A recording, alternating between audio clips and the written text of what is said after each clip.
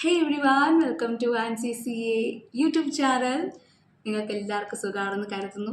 എനിക്ക് സുഖമാണ്. നമ്മളിങ്ങനെ കത്തൊക്കെ എഴുതുന്ന പോലത്തെ സംഭവമല്ലേ? നിങ്ങൾക്ക് സുഖമാണോ? എനിക്കിവിടെ സുഖമാണെന്ന് കരുതുന്നു. Okay, so come to the point. ഒരുപാട് നാൾക്ക് ശേഷം ഞാൻ ഈ ഒരു വീഡിയോ ചെയ്യുന്നതിനൊരു സ്പെഷ്യൽ കാരണമുണ്ട്. കാരണം 2 ദിവസം മുന്നേ ആയിരുന്നു എൻ്റെ ബർത്ത്ഡേ. അന്ന് എൻ്റെ one of my best friends എനിക്കൊരു ഗിഫ്റ്റ് അയച്ചു.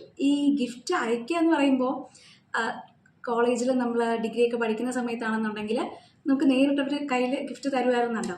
പക്ഷേ ഇപ്പോൾ ഡിഗ്രിയൊക്കെ പഠനം കഴിഞ്ഞുകൊണ്ട് തന്നെ അങ്ങനെ നേരിട്ട് തരാൻ വേണ്ട ഒരു സന്ദർഭം ഉണ്ടായില്ല. അങ്ങനെ പുള്ളിക്കാരി 2-3 ആഴ്ച മുന്നേ തന്നെ എൻ്റെ അഡ്രസ്സൊക്കെ ചോദിച്ച് മേടിച്ച് വെച്ചു.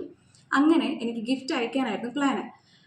എന്നിട്ട് ബർത്ത്ഡേക്ക് ഒരാഴ്ച കടക്കെ എന്നോട് ചോദിച്ചായിരുന്നു ഗിഫ്റ്റ് വന്നായിരുന്നോ, പാഴ്സൽ കിട്ടിയായിരുന്നോ എന്നൊക്കെ. അപ്പം ഞാൻ പറഞ്ഞില്ല, കിട്ടിയില്ല എന്ന് പറഞ്ഞു.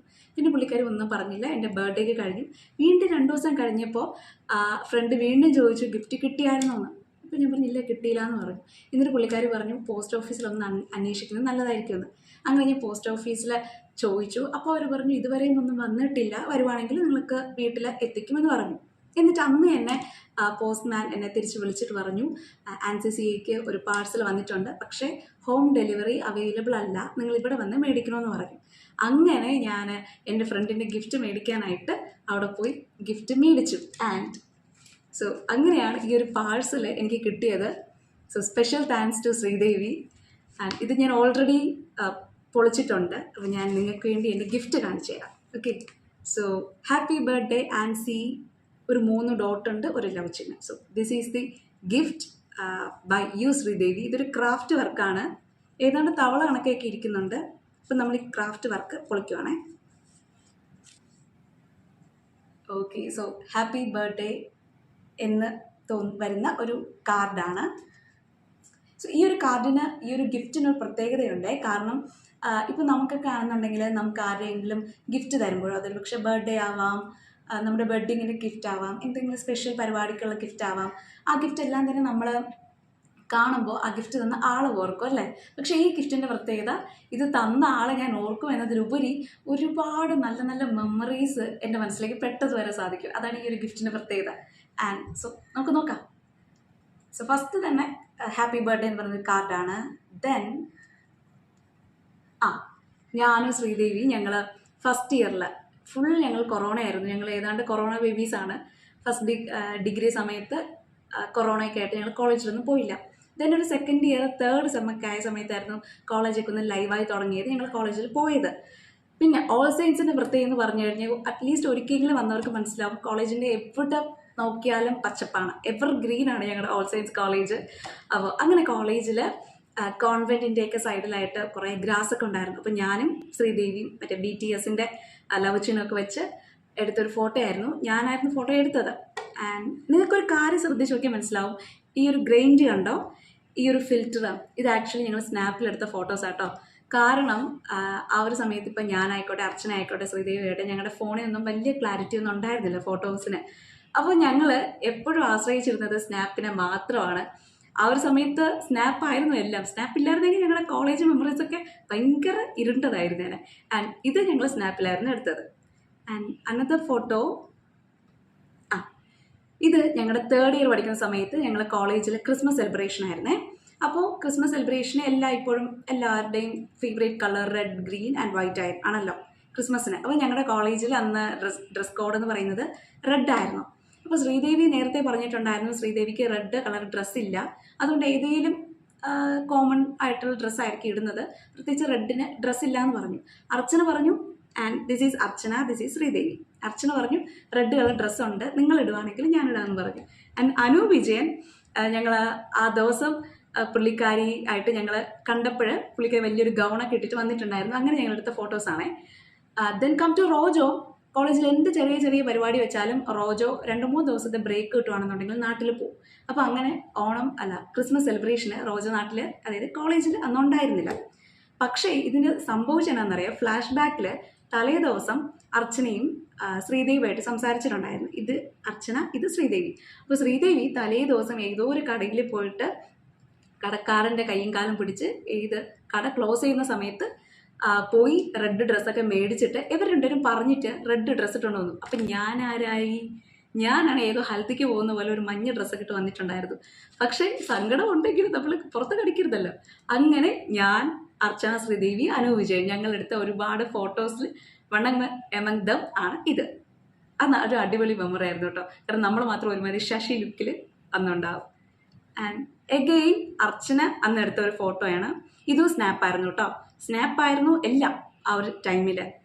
ഞാൻ സൈഡിൽ നിൽപ്പുണ്ട്, അർച്ചന, ദെൻ ശ്രീദേവി. ഞങ്ങൾ അന്ന് എടുത്തൊരു സെൽഫി ആയിരുന്നു ഇത്. ഇതായിരുന്നു എനിക്ക് ഏറ്റവും ഇഷ്ടപ്പെട്ട ഒരു സമയം. കാരണം നമ്മൾ 3 വർഷം കോളേജിൽ പഠിക്കുമെങ്കിലും എപ്പോഴും നമുക്ക് മെമ്മറിയിൽ നിൽക്കുന്ന കുറച്ച് ദിവസങ്ങളൊക്കെ ഉണ്ടാവും, ഭയങ്കര ബ്യൂട്ടിഫുൾ എന്ന് നമ്മൾ പറയുന്ന കുറച്ച് ദിവസം. അതിലൊന്നായിരുന്നു എനിക്ക് 3 ദിവസം ഞങ്ങൾ പോയ ട്രിപ്പ്. ഫൈനലി ബി എക്കണോമിക്സും ബി ഹിസ്റ്ററി ഡിപ്പാർട്ട്മെൻറ്റ് ഒരുമിച്ചായിരുന്നു ഞങ്ങൾ ട്രിപ്പ് പോയത്. വലിയ സ്ഥലങ്ങളൊന്നുമല്ല, മൂന്നാർ, ഇടുക്കി, വാഗമൺ അങ്ങനെയുള്ള കുറച്ച് സ്ഥലങ്ങളിലായിരുന്നു. അപ്പോൾ ആ പോയ സമയത്ത് റോജോ വന്നിട്ടില്ല കേട്ടോ. അന്നും ഒരു 4-5 ദിവസത്തെ ലീവ് ഉണ്ടാവുമെന്ന് പറഞ്ഞിട്ട് റോജോ ട്രിപ്പിന് വന്നിട്ടില്ല, പകരം വീട്ടിലാണ് പോയത്. ഇപ്പോൾ ചില നമ്മളിപ്പോൾ സ്കൂളായിക്കോട്ടെ കോളേജ് ആയിക്കോട്ടെ പിള്ളേരൊക്കെ ട്രിപ്പിന് അവർക്ക് ഇഷ്ടം കാണും, പക്ഷേ പാരൻസ് അവരിവിടെ ഇഷ്ടമില്ല. അപ്പോൾ അങ്ങനെയുള്ള സമയത്തൊക്കെയാണ് നമ്മൾ ഫ്രണ്ട്സൊക്കെ അപ്പനമ്മയെ വിളിച്ച് ബഗ് ചെയ്തിട്ട് അവരെ വിടും. അവർ വിടാറുണ്ട് ടൂറിന്. പക്ഷേ ഇവിടെയാണെങ്കിൽ റോജോയ്ക്ക് ഒട്ടും താല്പര്യമില്ല ടൂർ വരാനായിട്ട്. അപ്പോൾ പിന്നെ ഞങ്ങൾ അതിന് വേണ്ടി നിർബന്ധിച്ചില്ല.